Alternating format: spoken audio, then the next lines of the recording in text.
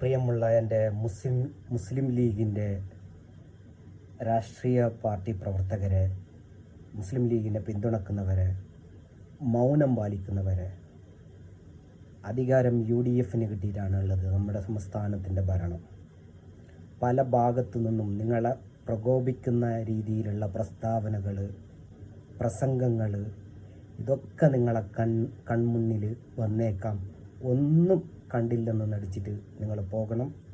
നിങ്ങൾ പ്രതികരിക്കരുത്. നിങ്ങൾ സമീപനം പാലിക്കണം.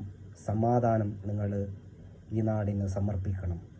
ആരെ പ്രകോപനത്തിന് നിങ്ങൾ വീണു പോകരുത്. നമ്മുടെ നാട് ഇന്നുള്ളതുപോലെ നാളെയും നമ്മുടെ നാട് ഉണ്ടാകണം എന്നുള്ള രീതിയിലുള്ള പ്രവർത്തനങ്ങൾ പ്രവർത്തിക്കണം. പല രാഷ്ട്രീയ പാർട്ടിക്കാരും പല മുതലെടുപ്പുമായിട്ട് ഇതിൻ്റെ പിന്നിലുണ്ടായേക്കാം. അതുകൊണ്ട് ഇങ്ങനെയുള്ള പ്രകോപനപരമായ പ്രസ്താവനകളോ പ്രസംഗങ്ങളോ അതിൽ നിങ്ങൾ വീണു പോകരുത്.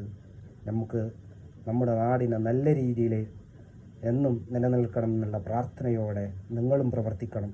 നിങ്ങൾ പ്രതികരിക്കരുത്. കണ്ടെന്ന് പോലെ നടിക്കരുത്. നിങ്ങൾ എന്ത് കണ്ടാലും അത് കണ്ടിന് എന്ന് നടിച്ച് നടക്കരുത്. കാണാതെ പോലെ നടക്കുക.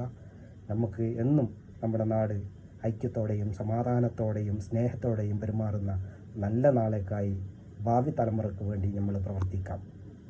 ജയ് ഹിന്ദ്.